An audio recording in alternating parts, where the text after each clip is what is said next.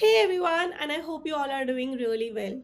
For those of you who don't know me, my name is Shreya Prasad and I'm presently working as a SDE2 at Uber. And in this video, I will be sharing my interview experience for SDE2 front-end role at Microsoft, how I applied, my preparation strategy, and how almost I was hired at Microsoft. This interview experience will be a bit different from all the other videos that you might have seen over the internet, and that's because here I'll be sharing not just one but two interview experiences because I have interviewed at Microsoft twice in 2024 with a gap of 6 months because of the cool down period.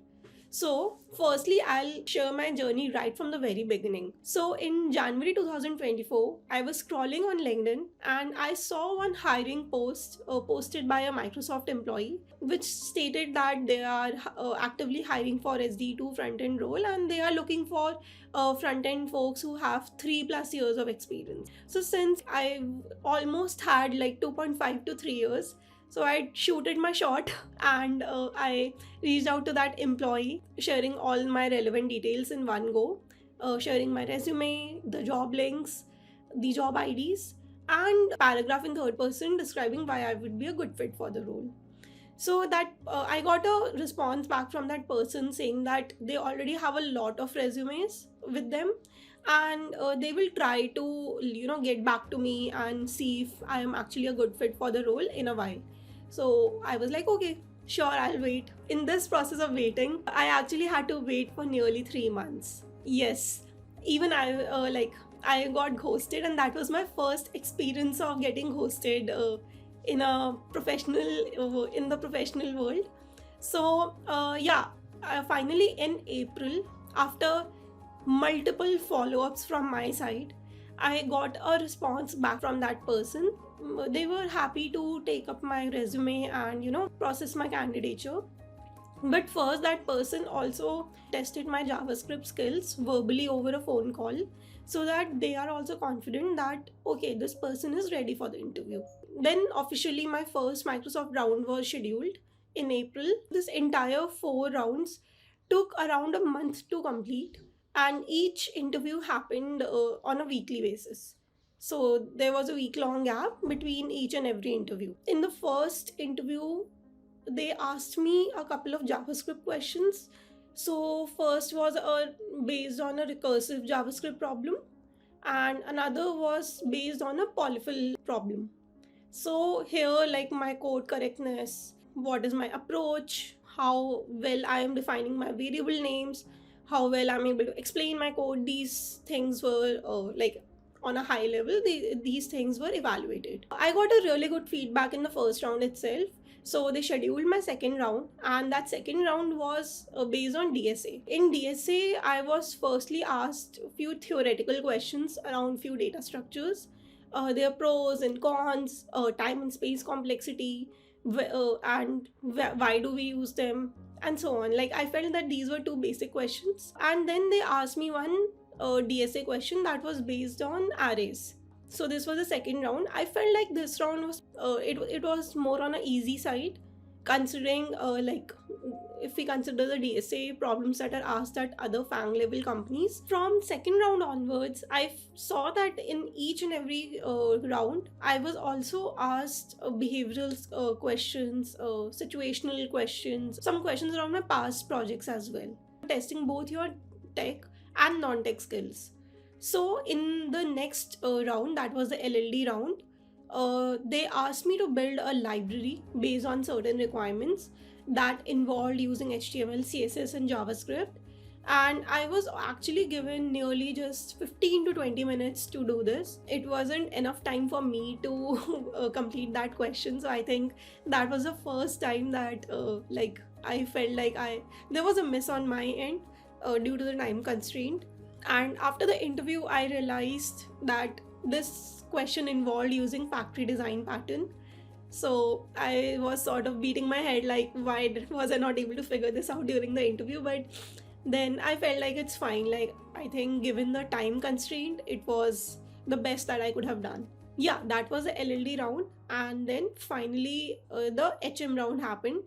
In that, I was asked in-depth questions about my past projects, about the company that I'm working in. Why do I want to join Microsoft? So why do I want to leave my current company? There was a lot of questions asked here based on my past experiences. And they also asked me one system design question.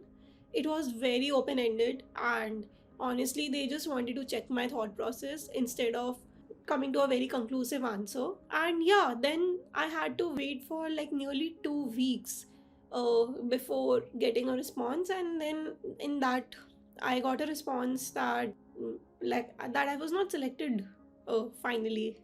So I felt a bit sad, and I was evaluating like what all things could I have done better to increase my chances.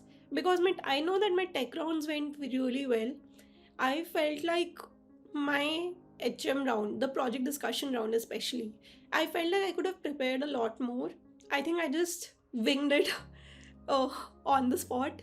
That I took that miss as a lesson for my next set of interviews. I saw much better improvement in terms of the interviewer's reaction, and also my interviews that involved discussions around my past projects. I was clearing those interviews in other companies. So yeah, this was the overall summary of my first interview experience. Okay, so coming to the second interview, then what happened was that after 6 months of me giving my first set of interviews for SD2 front end, I got a call from the Microsoft recruiter saying that they got my resume from their referral system, and that they feel that I am the right fit to interview for SD2 front end role at Microsoft. So this hiring was actually part of a hiring drive that was happening on each Friday. All of my interviews happened in the same day itself because it was a hiring drive. In the first round, I was again asked a combination of questions on React, on front end, different state management solutions, different behavioral questions. Yeah, so this is what I was asked in the first round. Then in the second round happened just 2 hours later, and in that I was asked a combination of DSA questions, front end questions, and a little bit of behavioral questions again. Then in the third round, I was again asked a combination of DSA and front end. I felt like these the interviews that were based on both front end and DSA, they were on easy to medium level only. Yeah, they were doable. Like even if you don't have much preparation, I feel like you can still answer those questions. Then finally the fourth round happened, and that was the HM round. So this time I was fully prepared for my HM round. I had all the follow-up questions. I had prepared my past projects and the questions around it pretty thoroughly this time. I did not want to repeat the same mistakes that I made in my previous interviews. So here I was asked, like, what did you do in your past project? And they were sort of assessing like the technical complexity at a SDE2 level. So I explained my project really well. I was pretty confident, and the interviewer was also pretty impressed with the project and the way that I described it. Then they proceeded to give me a HLD question. So it was a very open-ended question. I was asked to design a web-based editor. It was more of a discussion rather than again coming to a final conclusive answer. I asked the requirements. I scoped it out. Like there was a lot of discussion on why do this, why not do that, and so on. Like a typical system design round. 2 to 3 days after that, after the interviews happened, I got a call from the recruiter saying that they are considering me for an offer. They wanted to know my current compensation. The issue that happened here is that they were unable to match my current compensation, due to which like they had to drop me out as a candidate. But if that had not happened, I would have almost received an offer from Microsoft. But I think I did. In retrospect, I did receive a verbal offer. It's just that they were not like they were unable to match my current compensation, due to which they had to go ahead with other candidates. So yeah, I mean, in terms of the complexity of the questions, I believe in Microsoft it's more on easy to medium level. The first set of interviews that I had, they were like, I felt like they were easy. It's just how, like, in the given time constraint, are you able to solve that problem? How well you're able to understand it? I think that's the main thing that you have to, look out for.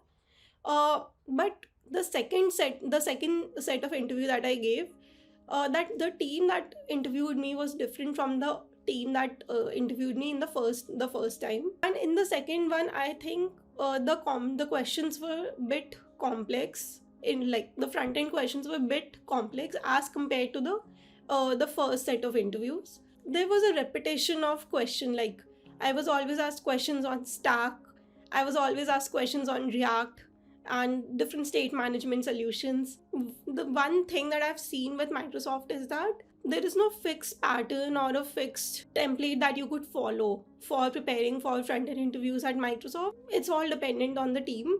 But there are few things that you could always look out for. So first thing is you need to brush up your JavaScript skills. You need to have at least easy to medium questions. Like you should be able to solve them in 15 to 20 minutes. You should also prepare your past projects really well. Like you should be like you should know like what all follow-up questions they could ask, and how you can answer them, how you can show your impact, your ownership, and like other like criterias on which they evaluate on. How I prepared for Microsoft is that in the first set of interviews, I prepared mainly from different resources like javascript.info, Great Frontend, devtools.tech, and I also refer to the past interview questions that have been asked at Microsoft.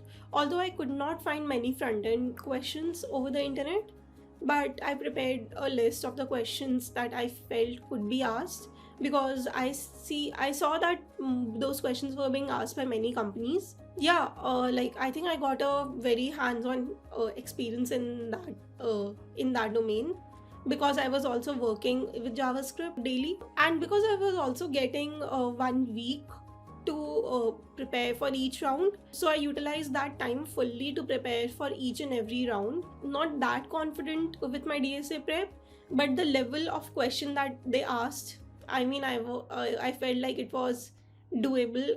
Like for the first set of interview that I had at Microsoft, because I did not had that time, and there wasn't any clarity from the recruiter also, like what is it that's going to be evaluated in each and every round. Like I felt like there was always a confusion around that.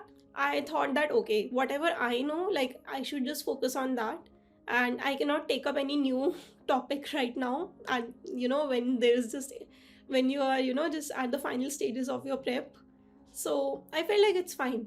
Then after the Microsoft interviews happened, that's when I started my interview prep for system design, and I was able to cover it up in like a few weeks. So the differences that I saw in the first set of interviews and the second set of interviews is that in the first set I was asked a proper LLD question, whereas in the second set I was not asked a LLD question. But in the second set of interview I was asked a HLD question. But so in the first set of interview I was not asked a HLD question formally. It was more of like a discussion, like a very very small discussion. Also I felt like the complexity of the front end questions were a bit more in the second set of interviews as compared to the first one. I was asked more DSA questions in the second set of interview as compared to the first set of interviews. These were few differences that I saw, even though I was being interviewed for the same role in both of these interviews, but the hiring was done by different teams. That's why people say that there is no fixed template or a fixed preparation strategy to prepare for my front end roles at Microsoft, because it's highly dependent on the team that is hiring and that is interviewing you. If you found this video helpful, do give a like, share and subscribe. Yeah, I'll see you in the next video. Bye.